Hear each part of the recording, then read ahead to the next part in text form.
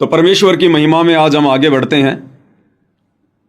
और जैसा कि बार बार आप भाई बहनों को बताया जाता है, और ये बार बार बताना बहुत ही ज़रूरी है भाई और बहनों, क्योंकि युगों युगों से हम जो गलती करते आ रहे हैं, हम फिर से उस गलती को ना दोहरा दें, फिर से हम अपने जन्म ना बढ़ा लें, अपने परमेश्वर को दुखी ना कर दें। उसके लिए हमने बारंबार उन पिछली गलतियों को दोहराना शिक्षात्मक रूप से बहुत ज़रूरी है। और सबसे बड़ी गलती क्या रही हमारी युगों युगों से? हमने गुरु को परमात्मा नहीं माना, केवल अपना गुरु मानकर छोड़ दिया, एक संत मानकर छोड़ दिया, उन्हें कबीर नहीं माना, परमात्मा नहीं माना। तो ये गलती हम भाई बहन वर्तमान में नहीं दोहराएंगे बिल्कुल भी। इसीलिए गुरुदेव भगवान ने इस कलयुग की पिछली पीढ़ी में आकर हमें ये सत उपदेश दिया है, हमें ये तत्व ज्ञान दिया है, हमें जहरे कुएं से निकालकर परमेश्वर ने अमृत पिलाया है। तो भला अब हम इस अमृत को कैसे बर्बाद होने देंगे? तो परमेश्वर हमें इसी दिशा में आगे बढ़ाते हुए अपने सत्संग के माध्यम से और अधिक दृढ़ करते हुए क्या कह रहे हैं कि योगी कौन होता है? योगी, योगी यानी भगत। आध्यात्मिक भाषा में योगी को कहते हैं भगत। और हमने सोच लिया कि योगी वो होता है जो योग क्रिया करता है, जैसे बाबा रामदेव करता है, कभी पेट को हिला देता है, कभी ऊपर को पैर कर लेता है। तो हमने सोच लिया योगी वो होता है जो योग करता है। लेकिन परमेश्वर कह रहे हैं कि योगी वो नहीं होता जो खाली योग करता है। योगी यानी भगत। और भगत हम कब बनेंगे, कैसे बनेंगे? उसके लिए गुरुदेव हमें गीता अध्याय 2 श्लोक नंबर 53 का उदाहरण दे रहे हैं कि जब तक मन में उठने वाली तरह तरह की शंकाओं का मर्दन नहीं हो जाएगा, हमारी हर प्रकार की शंकाओं का समाधान नहीं हो जाएगा, जब तक हम छोटी छोटी बातों को लेकर मन में शक और संदेह पैदा करना नहीं छोड़ देंगे, किसी के भी कहने से विचलित होना नहीं छोड़ देंगे, और जब तक हमारी बुद्धि किसी निष्कर्ष पर जाकर नहीं टिक जाएगी, तब तक तो हम योग को भी प्राप्त नहीं होते, अर्थात हम एक सच्चे भगत भी नहीं कहला सकते। भक्ति तो उसके बाद शुरू होती है। तो परमेश्वर क्या कह रहे हैं, और उसके बाद एक मानचित्र का उदाहरण देकर परमेश्वर हमें समझा रहे हैं कि भक्ति मार्ग के फैसले देखा देखी में नहीं लिए जाते, भेड़ चाल में नहीं लिए जाते, भीड़ को देखकर नहीं लिए जाते। भक्ति मार्ग के फैसले ये प्रमाण देखकर, सबूत देखकर और ज्ञान को आधार बनाकर लिए जाते हैं। तो क्या कह रहे हैं परमेश्वर, ध्यान से सुनिएगा।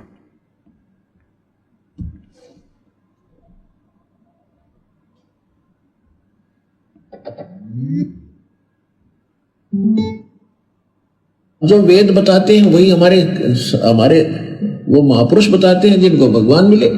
तो इस ज्ञान को सुनने के बाद फिर आप संशय रहित हो जाओगे। और श्रीमद् भगवत गीता अध्याय नंबर 2 के श्लोक नंबर 53 में यही कहा कि अर्जुन, जिस समय तेरी बुद्धि नाना प्रकार के भ्रमित करने वाले ज्ञान वचनों से हटके एक परमात्म ज्ञान पर, तत्व ज्ञान पर आश्रित हो जाएगी, यानी फाइनल हो जाएगी, तब तो तू योग को प्राप्त होगा। योग प्राप्त होना यानी योगी बनेगा। योगी माने भगत बनेगा। योगी ये नहीं होता जो पेट का पानी हिला दे, ऊपर न पैर कर लिए नीचे न कर लिए, ये तो एक शारीरिक एक्सरसाइज है। योग का अर्थ है भक्त, परमात्मा से मिलने की प्रयत्न करने वाला, नहीं परमात्मा से योग करने वाला, मेल करने के लिए जो प्रयत्नशील है उसको योगी कहते हैं, भक्त कहते हैं। तब तक तू भगत बनेगा। और भगत भी तभी बनोगे जब आप कभी निसंशय होकर लग जाओगे। फिर तो कोई आ जाओ आपके सामने, आप ज्ञान में उससे विचलित नहीं हो सकते, वो चाहे मानो चाहे ना मानो वो बात। अभी तक भाई और बहनों, संगत में यदि असल में कोई योगी बना है, कोई योग को प्राप्त हुआ है, यदि परमात्मा से मेल करने की दिशा में कोई आगे बढ़ रहा है, केवल सत्सेवक भाई बहन है जो किसी भी बात को लेकर भ्रमित नहीं होते, संशय वाली स्थिति में नहीं होते। हमारा जो मत है हमेशा वो क्लियर रहता है, साफ सुथरा रहता है कि हमने क्या करना है, कैसे करना है। और बाकी हमारे जो अन्य भाई बहन हैं जो सतलोक आश्रमों से जुड़े हुए हैं, वो अभी योग को प्राप्त नहीं हुए। अभी उन्हें कोई भी विचलित कर सकता है, कोई भी उन्हें डगमग कर सकता है। 1 सेकंड में उनको राजनेताओं की रैलियों में बैठा दिया जाता है, 1 सेकंड में उनको धर्म भंडारों में बैठा दिया जाता है, 1 सेकंड में उनको आरक्षणों में बैठा दिया जाता है, 1 सेकंड में गुंडों की सीबीआई जांच के समर्थन में खड़ा कर दिया जाता है। बस उनको एक पीला पर्चा दिखा दो, व्हाट्सएप के ग्रुपों में डाल दो, उसके बाद वो नहीं देखते कि गुरुजी का आदेश है या नहीं है, गुरुजी के ज्ञान आधार से उचित है या नहीं है, वो कुछ नहीं देखते। वो बेचारे संशय वाली स्थिति में जी रहे हैं, भ्रमित हैं, डामाडोल हैं भक्ति मार्ग पर। गीता अध्याय 2 श्लोक नंबर 53 के अनुसार अभी उनकी भक्ति शुरू नहीं हुई है। तो परमेश्वर ने योगी भी साध संगति से जोड़कर अपनी सत्सेवक आत्माओं को ही बनाया है। अब आगे गुरुदेव भगवान मानचित्र का उदाहरण देकर क्या समझा रहे हैं कि हमने किस प्रकार से भक्ति मार्ग के फैसले लेने चाहिए। इन आश्रमों से जुड़े हुए भाई बहनों को विचार करना चाहिए ये आगे का सत्संग सुनकर। गुरुदेव इसमें कह रहे हैं कि मान लो आप कहीं जा रहे हो, रास्ते रास्ते रास्ते रास्ते, या जैसे हम लोग भक्ति मार्ग पर चल रहे हैं और रास्ते में आपकी किसी से बातचीत हो जाए और आप उसको कहो कि भाई मैं तो जयपुर से दिल्ली जा रहा हूं। वो आपसे पूछे भाई कहां जा रहे हो, और आपको भाई मैं तो दिल्ली जा रहा हूं, और जा रहे हो आप जी बंबई की तरफ उल्टा, और वो व्यक्ति आपसे कहे कि भाई आपकी तो दिशा गलत है, भले पुरुष तू तो उल्टा जा रहा है उल्टा, और जितना उल्टा जाएगा उतना ही तू दुखी होगा, परेशान होगा, तेरा मार्ग उतना ही लंबा हो जाएगा। तो उल्टी दिशा में जा रहा है, दिल्ली तो उधर है उत्तर दिशा की तरफ, तो दक्षिण की तरफ जा रहा है, बंबई की तरफ। तो गुरुदेव भगवान ने बताया यदि वो होश में होगा, यदि वो समझदार होगा, तो तुरंत विचार करेगा कि इस व्यक्ति ने ऐसा कहा तो क्यों कहा, कोई तो कारण होगा, इसका मेरे से कोई स्वार्थ नहीं है, मेरी और इसकी कोई रिश्तेदारी नहीं है। और ये व्यक्ति यदि कह रहा है कि भाई तेरी दिशा गलत है, तो गुरुदेव कह रहे कि समझदार भगत ने, समझदार व्यक्ति ने चिंतन करना चाहिए, उससे पूछना चाहिए कि भाई आपने ऐसा क्यों कहा। मैं तो बहुत सोच समझ के चला हूं, अपने घर से तफ्तीश करके चला हूं, मैं आपकी बात क्यों मानूं कि मैं गलत दिशा में जा रहा हूं। अब यदि वो व्यक्ति उसको मानचित्र दिखाकर समझाए कि भाई देख तू यहां खड़ा है, हाँ भाई यहां खड़ा हूं मैं, और देख जाना है तुझे दिल्ली, और दिल्ली तो भाई इस तरफ देखो उत्तर दिशा में है, और तू कहां जा रहा है, तू जा रहा है दक्षिण में बंबई की तरफ, देखिए मानचित्र तेरे सामने। उसके बाद यदि वो व्यक्ति होश में होगा, भांग नहीं पी रखी होगी काल की, तो वो व्यक्ति चिंतन मनन करेगा कि भाई वास्तव में अब भी कोई संशय रह गया, अगले ने मानचित्र खोल के दिखा दिया, प्रमाण दे दिया कि मैं कहां खड़ा हुआ हूं और मुझे जाना किधर था और मैं जा किधर रहा हूं। उसने फिर उस व्यक्ति का धन्यवाद करना चाहिए कि आपने मेरा समय बचा दिया। इसी प्रकार भक्ति मार्ग पर गुरुदेव भगवान समझा रहे हैं कि भक्ति मार्ग पर यदि आपकी दिशा गलत है, आप यदि अपने गुरुदेव के नियमों के विरुद्ध चल रहे हैं, भक्ति विरुद्ध कार्य कर रहे हैं, और यदि कोई सत्सेवक भाई बहन साथ संगति वाले रोका टोकी करते हैं, वीडियो बनाकर तुम्हें समझाते हैं कि तुम्हारी दिशा गलत है, तुम सही नहीं जा रहे, गुरुदेव ने हमें जिस भक्ति वाली दिशा में जाने के लिए बताया है, जिन नियमों को फॉलो करने के लिए समझाया है, तुम उसके विपरीत जा रहे हो, तुम भ्रमित हो भाई, भ्रमित।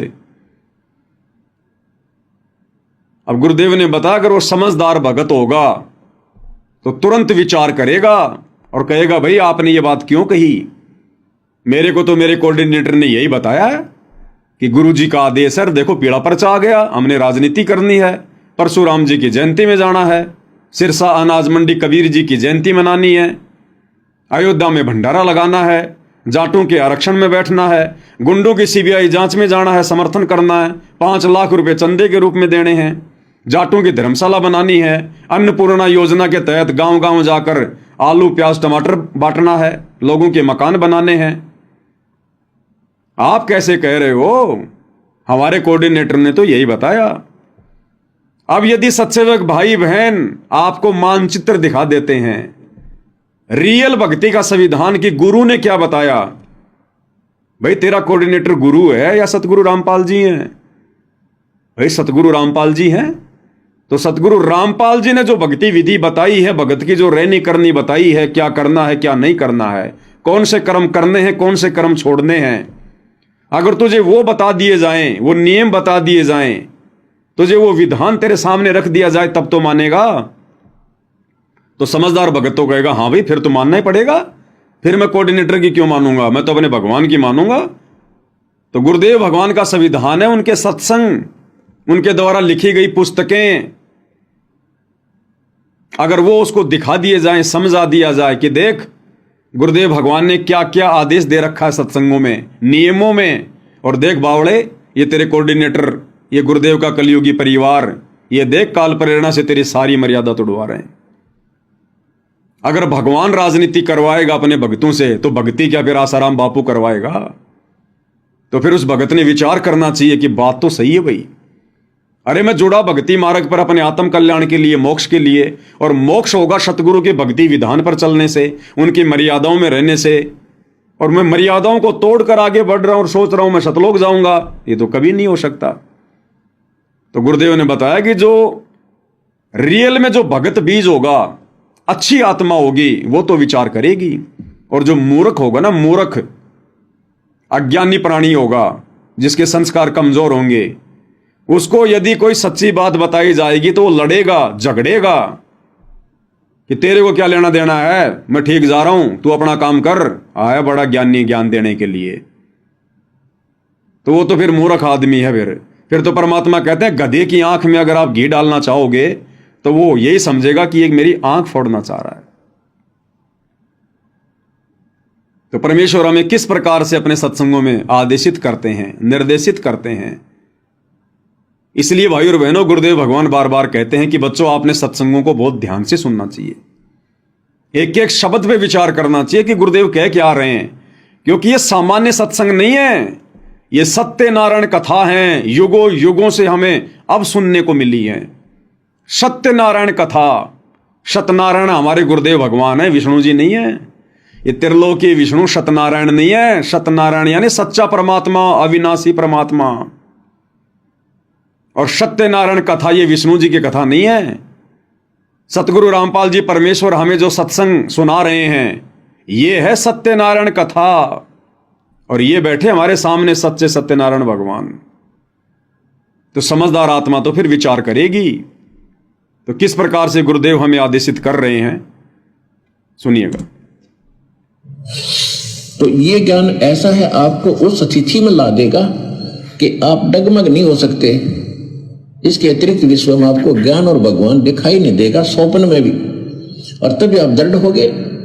जब हम किसी मार्ग पर चल रहे हैं और आगे जाकर सैकड़ों रास्ते बन जाते हैं, आपके पास मैप है और आपको खूब पढ़ा रखा है, समझा रखा है कि मैप अपना रास्ता ये रहेगा, इसके बाद बहुत से रास्ते हैं वो अलग हैं, उनमें नहीं जाना।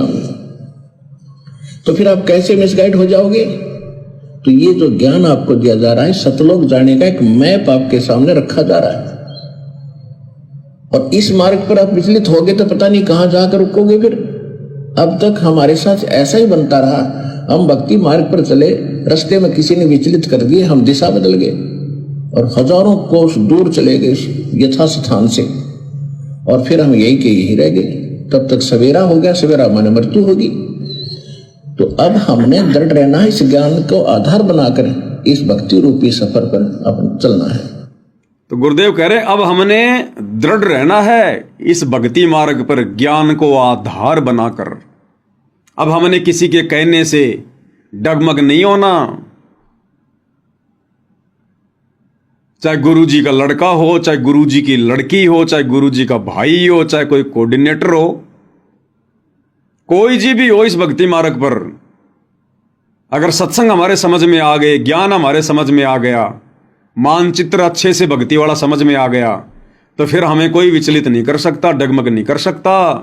हम उससे 50 सवाल पूछ लेंगे, 50, कि भैया ये राजनेताओं की रैलियों में भेजने का आदेश गुरुजी ने तुम्हें कब दिया? कब दिया गुरुदेव ने आदेश? कौन से सत्संग में कहा गुरुदेव ने? राजनीति तो गुरुजी के समय भी होती थी।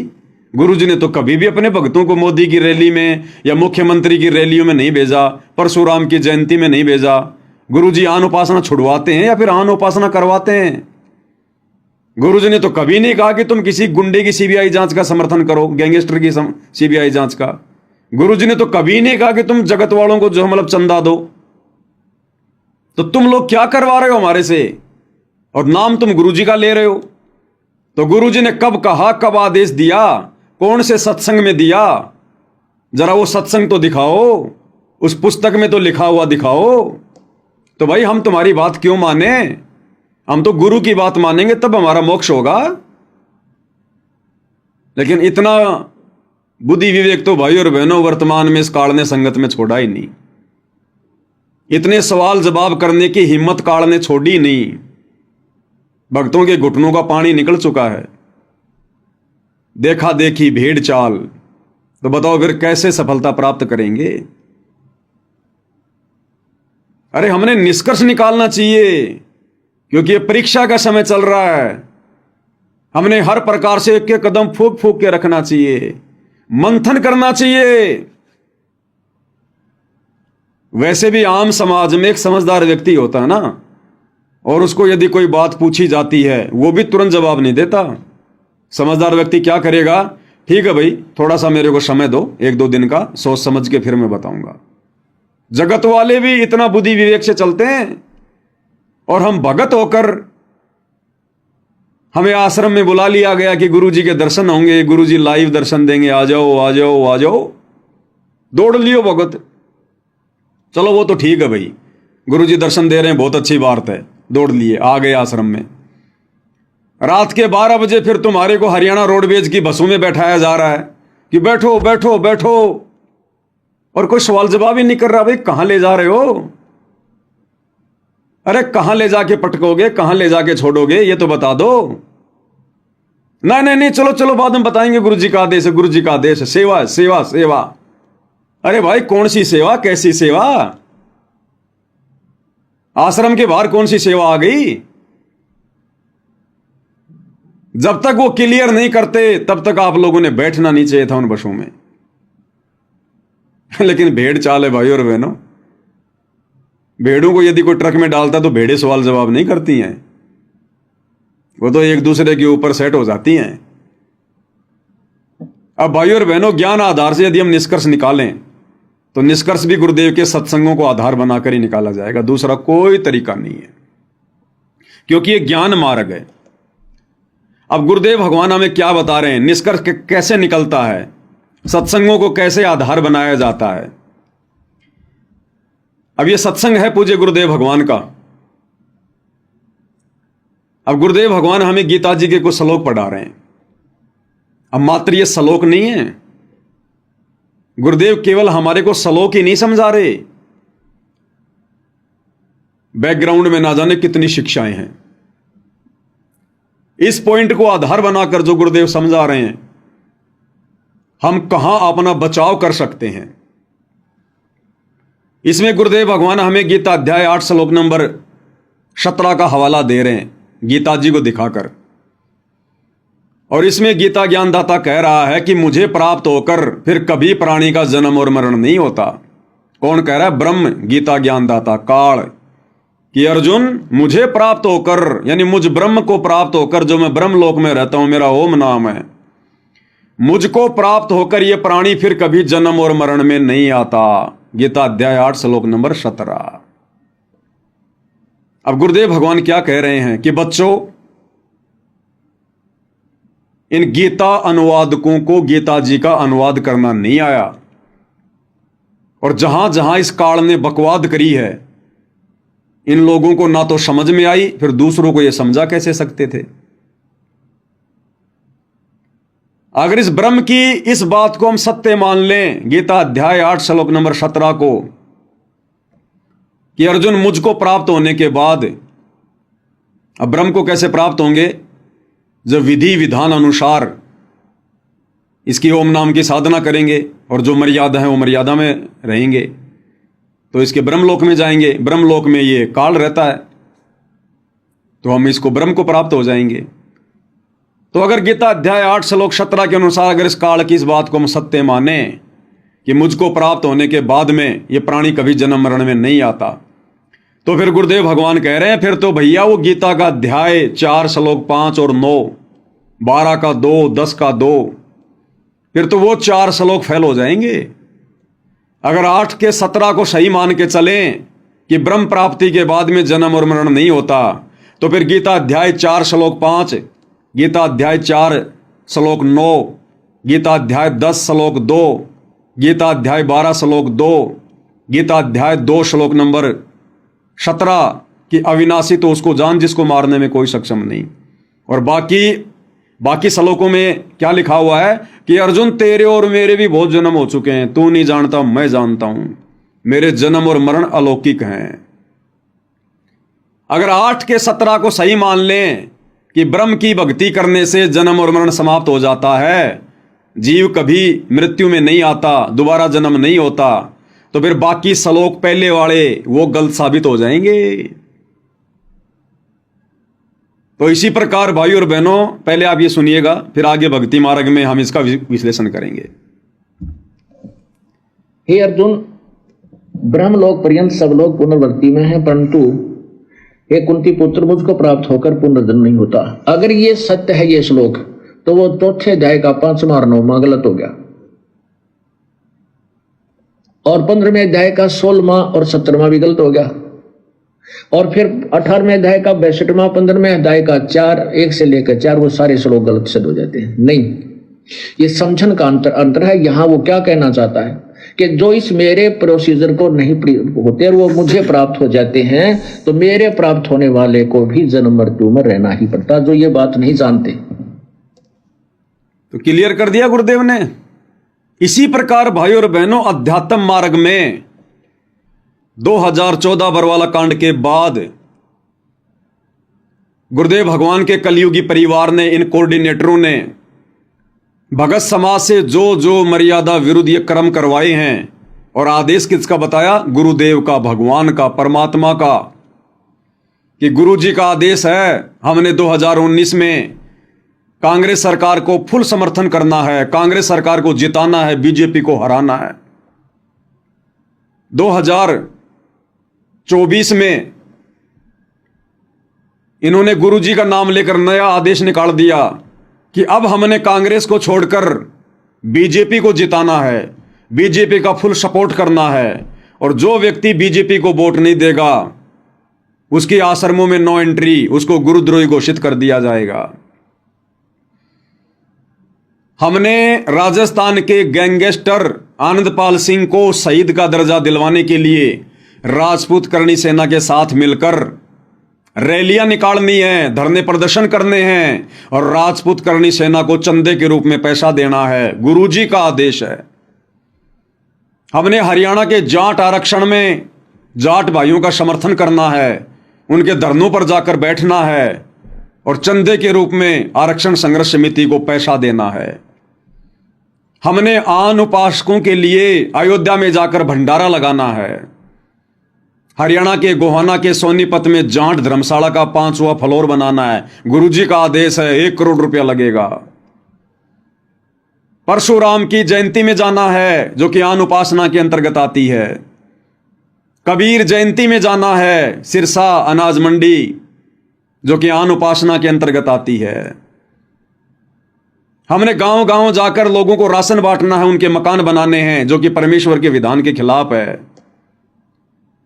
अगर 2014 बरवाला कांड के बाद गुरुदेव के कलयुगी परिवार के द्वारा या इन कोऑर्डिनेटरों के द्वारा गुरुदेव भगवान का आदेश बताकर, पीले पर्चे निकालकर जिस प्रकार से संगत से मर्यादाएं तुड़वाई गई हैं, ये आदेश संगत को बताए गए हैं। यदि भाई और बहनों, हम इन तमाम आदेशों को यदि गुरुदेव भगवान का आदेश माने, तो भाई और बहनों, फिर 2014 बरवाला कांड से पहले गुरुदेव भगवान ने हमें जितना भी ज्ञान दिया, जितना भी भक्ति विधान बताया, जितने भी नियम बताए, फिर भाई और बहनों सारे गलत सिद्ध हो जाते हैं, गलत साबित हो जाते हैं। अगर गुरुदेव के परिवार के द्वारा बताए गए भक्ति विरुद्ध बातों को गुरुजी का आदेश माना जाए तो 2014 बरवाला कांड से पहले गुरुदेव ने दिन रात एक कर दिए हमें भक्ति विधान समझाने के लिए, सत्संग करने के लिए। फिर वो सारे सत्संग फेल हो जाते हैं भाई, क्योंकि गुरुजी का भक्ति विधान कहता है कि बच्चों हमने गेम नहीं खेलना, गेम खेलने में किसी का सहयोग भी नहीं करना हमने। और गुरुदेव के परिवार ने धनाना गांव में बैडमिंटन का स्टेडियम बना दिया। तो किसका विधान सही, किसका विधान गलत? फिर तो गुरुदेव भगवान दोगले हो गए। 2014 से पहले तो वो क्या बताया करते थे, और इन लोगों के अनुसार फिर 2014 के बाद जेल में जाकर वो क्या आदेश दे रहे हैं। हरियाणा के जाट आरक्षण में भक्तों को जाकर बैठा दिया कि गुरुजी का आदेश, जबकि 2014 बरवाला कांड से पहले गुरुजी ने क्या बताया। एक बार गुरुदेव के मुख कमल से सुन लेते हैं। गुरुदेव भगवान कहते हैं, दुनिया से ती दोस्ती पड़े भजन में भंग, एकाएकी राम से या साधु के संग। कबीरा दुनिया से ती दोस्ती ओए भजन में भंगे, एकाएकी राम से है कै साधु के संगे। बिना सत्संगी के पास बैठने में भी आपको पाप लगेगा, आपका भजन भंग हो सकता है। तो इसलिए बताया, या तो अपने सत्संगी द्वारा जा बैठे या फिर अपना नाम पर ला गया रहे। अगर आप किसी दूसरे के पास बैठोगे हुक्का पाड़ पे, तो जान देने का लो पी लो न मेरे यार, तो नो कहेगा ना मन तो छोड़ दिया। क्यों क्या हो गया भाई, नाम ले लिया ओ तुरे सोचू खा कर बिल्ली नो कह आज करन चाली, यानी 36 ताने मारेगा। और फिर नो कहेगा भाई काल न तो रोटी भी छुटवाओगे तेरी, यू ना रहा है सत्संग देखा। तो आपके मन में विक्षेप हो सकता है, 1 दिन में 2 दिन में 3 दिन में तो जरूर अपना रंग वो चढ़ा कर मानेगा। तो इस करके उड़ा बैठे नहीं उस दौरे, अपना सत्साहिब कर उठ कर चलता बना। कोई प्रेमी दौरा बैठे, प्रेमी नहीं है तो अपनी कैसेट ला ले, कैसेट भी नहीं है तो अपना नाम सुमन लाग जा, खेत में चला जा, घूमे जा, भजन करें जा, अपना डोला पा हंडे जा, वैसे बैठ कर ले जा डेके में धूप में कोठड़े का आगे अपनी चारपाई ना कर। तो कहते हैं कबीरा रसरी पाँव में के सोवे सुख चैने, यो श्वास नंगारा कूच का तेरा बाज रहा दिन रहने। तो अगर बरवाला कांड के बाद में सतलोक आश्रम मैनेजमेंट हरियाणा के द्वारा गुरुजी का यह आदेश बताकर हमें हरियाणा के जाट आरक्षण में जाकर बैठने का, उनका समर्थन करने का, उनको चंदा देने का आदेश यदि हिसार जेल से था गुरुदेव का, तो भाई और बहनों फिर ये सत्संग फेल हो जाते हैं गुरुदेव भगवान के, फिर परमात्मा का सत्संग रूपी विधान फेल हो जाता है। 2014 बरवाला कांड के बाद इन लोगों ने गुरुदेव भगवान का आदेश बताकर कभी कांग्रेस का समर्थन करवा दिया, कभी बीजेपी का समर्थन करवा दिया। और गुरुदेव भगवान ने 2014 बरवाला कांड से पहले अपने प्रवचनों में राजनीति के विषय में क्या बताया कि भगत के लिए राजनीति कितनी खतरनाक है। एक बार गुरुदेव के मुख कमल से सुन लीजिएगा। इस दास के सामने भी आके एक आधा बोला जो ज्ञान को नहीं परिचित, तो वो कहता जी मैं सरपंच का इलेक्शन लड़ दूं, सारा गांव को है तू उठ ले। अरे भले आदमी, इंद्र की पदवी छोड़ के टिंडे ले लिए, ये पीपी इधर बैठेगा सरपंच की, उसमें के काट लेगा तू, अपना पीछा छुटा यहां तक क्यों करेगा, मिनिस्टर बनेगा तू। कहने का भाव ये, अगर भक्ति करनी है तो ये बकवास त्यागनी होगी। अगर भक्ति करनी है तो ये राजनीति वाली बकवास त्यागनी पड़ेगी। ना राजनीति करनी, ना राजनीति में किसी का सहयोग करना। अगर गुरुदेव ने हमें शराब पीने से मना किया तो हम किसी को शराब पिलाने में सहयोग भी नहीं कर सकते। अगर गुरुदेव ने हमें मांस खाने से मना किया तो किसी को मांस खिलाने में और लाने में, बनाने में सहयोग भी नहीं कर सकते। अगर गुरुदेव ने हमें बीड़ी, सिगरेट, पान मसाला खाने से मना किया है, हम किसी को लाकर भी नहीं दे सकते, माचिस भी नहीं दे सकते। इसी प्रकार यदि गुरुदेव ने हमें राजनीति करने से मना किया है तो फिर हमने राजनीति करने में किसी का सहयोग भी नहीं देना, किसी का समर्थन भी नहीं करना। फिर वो महापाप हो जाएगा, महापाप। तो बताओ भाई और बहनों, फिर किसका आदेश माने? और ये पीला पर्चा निकाल दिया गया 29/10/2020 को। सभी भगतात्माओं से प्रार्थना है कि सतगुरुदेव जी का आदेश आया कि बीजेपी को वोट देना है। अगर बीजेपी को वोट नहीं डाले तो उनकी कोई माफी नहीं होगी, उनका नाम शुद्ध नहीं होगा। और गुरुजी कह रहे हैं अगर तुमने राजनीति कर ली, सहयोग कर दिया, तो नालायक को तुम्हारा नाम शुद्ध नहीं होगा। तो भाई और बहनों, यह समाधान हमने गुरुदेव के सत्संगों में निकालना पड़ेगा।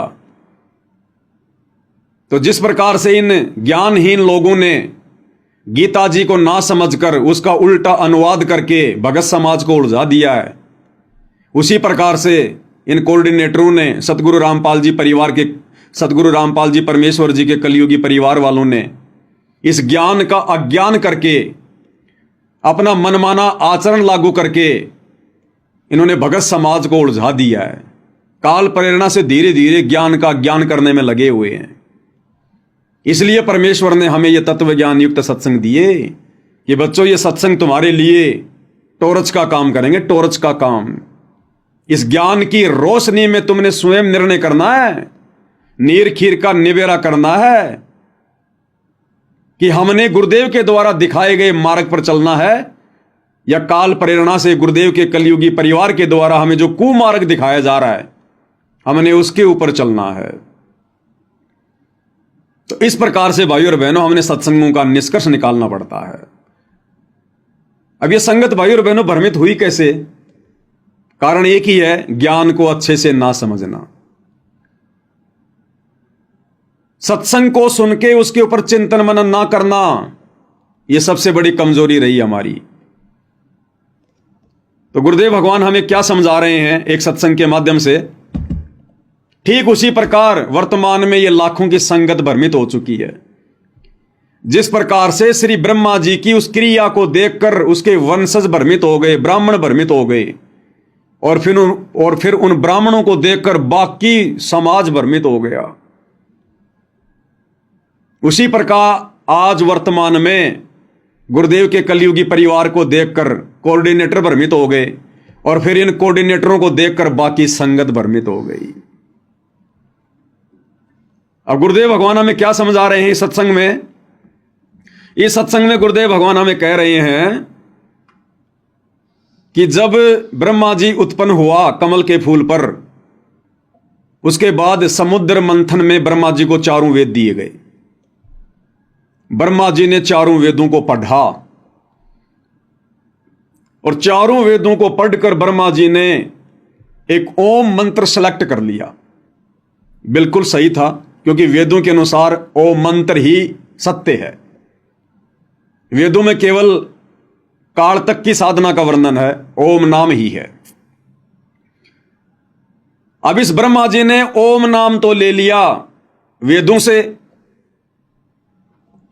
और उसके बाद इसको आकाशवाणी हुई काल की कि तप करो, तप करो, तपो तपो कर वाक्य सुनाया, लोक रचो बल मेरी माया। अब यहां ब्रह्मा जी फेल हो गया, यहां ब्रह्मा जी कंफ्यूज हो गया, और ब्रह्मा जी ने उस आकाशवाणी को परमात्मा की आकाशवाणी समझकर तप भी करना शुरू कर दिया, जबकि परमात्मा का विधान तो वेदों में है। तो ब्रह्मा जी ने वेदों के अनुसार तो ओम नाम की साधना शुरू कर दी, और उस आकाशवाणी को परमात्मा की आकाशवाणी मानकर, जो काल की आकाशवाणी थी, वेदों के विरुद्ध उसने तप करना शुरू कर दिया, क्योंकि तप करना वेदों में कहीं नहीं लिखा हुआ। अब ब्रह्मा जी की इस क्रिया को देखकर उसके वंशजों ने, मनु आदि ने यही प्रक्रिया करनी शुरू कर दी, और उन ब्राह्मणों को देखकर फिर आम समाज के लोगों ने शुरू कर दी। अब यही हालत वर्तमान में परमेश्वर रामपाल जी की सतलोक आश्रम से जुड़ी हुई संगत की हो गई। हम सभी भगत भाई बहनों ने शास्त्र अनुकूल शत भक्ति परमेश्वर रामपाल जी के सत्संगों से करनी शुरू कर दी। जिस प्रकार वेदों से ब्रह्मा जी ने ओम नाम लेकर शत भक्ति करना शुरू किया, तो सत भक्ति शास्त्र अनुकूल साधना तो हम भगत भाई बहनों ने गुरुदेव के सत्संग सुन सुन के उनसे उपदेश लेकर करनी शुरू कर दी। बिल्कुल ओके। अब गुरुदेव भगवान के जेल जाने के बाद में हिसार जेल से जो ऑडियो बताई गई, जो वीडियो बताए गए, जो लेटर निकाले गए या कोऑर्डिनेटरों के द्वारा जो पीले पर्चे निकाले गए, उस आकाशवाणी ने भगत समाज को भ्रमित कर दिया। जिस प्रकार ब्रह्मा जी को काल ने आकाशवाणी करके वेदों के विरुद्ध साधना शुरू करवा दी। एक तरफ तो ब्रह्मा जी वेदों के अनुसार सत्साधना कर रहा है और दूसरी तरफ उस आकाशवाणी के अनुसार मनमाना आचरण कर रहा है। तो इसी प्रकार बरवाला कांड के बाद में भगत समाज कंफ्यूज हो गया ब्रह्मा जी की तरह। एक तरफ तो सतगुरु रामपाल जी के द्वारा बताई गई सत्य साधना कर रहा है और दूसरी तरफ बरवाला कांड के बाद इन कोऑर्डिनेटरों के बहकाव में आकर, गुरुदेव के कलयुगी बेटा बेटी भाई बंधु रिश्तेदारों के बहकाव में आकर राजनीति भी शुरू कर दी, गुंडों की सीबीआई जांच शुरू कर दी, आन उपासना शुरू कर दी, मनमाना आचरण शुरू कर दिया, देखा देखी शुरू कर दी। ये इन्होंने मनमाना आचरण शुरू कर दिया। तो आज इस बेचारी नादान संगत की स्थिति ब्रह्मा जी की जैसी होगी, ब्रह्मा जी की जैसी। एक तरफ तो वेदों के अनुसार सत्साधना, एक तरफ तो गुरुदेव के सत्संगों के अनुसार सत्साधना, दूसरी तरफ काल की आकाशवाणी को परमात्मा की आकाशवाणी मान के मनमाना आचरण तप करना। तो दूसरी तरफ बरवाला कांड के बाद गुरुदेव के कलयुगी परिवार के पीले पर्चों के अनुसार नकली ऑडियो वीडियो जो एआई से बनाई जाती है उनके अनुसार राजनीति करना, गुंडों की सीबीआई जांच, स्टेडियम बनाना, आश्रम में हॉस्पिटल बनाना, दुनिया भर का आश्रम में पाखंड शुरू कर देना, आन उपासना करना, भंडारे लगाना, परशुराम की जयंती में जाना, ये शुरू कर दिया संगत ने। तो इस प्रकार से आज पूरी की पूरी संगत जो इन आश्रमों से जुड़ी हुई है, इनकी स्थिति श्री ब्रह्मा जी जैसी होगी, श्री ब्रह्मा जी जैसी। क्योंकि इन्होंने सत्संगों को आधार नहीं बनाया और हम सत्सेवक भाई बहनों ने सत्संगों को आधार बनाया। हमें ये श्लोक वगैरह सब याद थे, हमें गुरुदेव के आशीर्वाद से ये बातें ध्यान रही कि भैया ब्रह्मा जैसी गलती हम नहीं करेंगे कि एक तरफ तो सत्साधना भी कर रहे हैं और दूसरी तरफ मनमाना आचरण भी कर रहे हैं। तो ये परमेश्वर की हम सत्सेवकों पर एक विशेष मेहर, एक विशेष रजा रही परमात्मा की। अब भाई और बहनों, अगले सत्संग में गुरुदेव भगवान क्या कह रहे हैं? अगले सत्संग में गुरुदेव भगवान कह रहे हैं कि डॉक्टर तो मरीज को, यदि कोई शुगर का मरीज है तो डॉक्टर तो भैया उसको भूल कर भी चीनी खाने की सलाह नहीं देगा, मीठा खाने की सलाह नहीं देगा, चाहे वो कितना ही कुछ कहे। शुगर के मरीज को डॉक्टर कभी भी मीठा खाने की सलाह नहीं देगा, चाहे उसको अच्छा लगे चाहे उसको बुरा लगे। हां, कोई बाहर का व्यक्ति जो उसकी जान का दुश्मन है वो जरूर उसको शुगर दे देगा, चीनी दे देगा, मीठा दे देगा और बहुत अच्छी वस्तु बताकर देगा, तेरा रोग जल्दी कटेगा। एक बार सुन लीजिए गुरुदेव भगवान के मुख कमल से क्या कह रहे हैं परमात्मा। से कोई रोगी है, शुगर का मरीज, और वो मांगता है कि मुझे कुछ चीनी खाने दो, चीनी दे दो डॉक्टर जी। और डॉक्टर नहीं जो उसको शुगर चीनी दे देगा, मांगता रहेगा। हाँ, उसको मारना ही है तो ठीक है, ले भाई चीनी खा ले। हाँ, डॉक्टर नहीं देगा, बाहर जाकर किसी से मांगोगे वो दे देगा आपको आदेश, भाई मांग रहा है दे दे, वो आपकी जान का शत्रु बन जाएगा। तो भाई और बहनों, गुरुदेव भगवान अध्यात्म के डॉक्टर हैं। आप और हम जन्म मरण के रोगी हैं, आप और हमें शुगर का रोग है, जन्म और मरण का। अब गुरुदेव भगवान तो भाई और बहनों हमें वो कर्म बताएंगे नहीं जिन कर्मों से हमारी मर्यादा बिगड़े।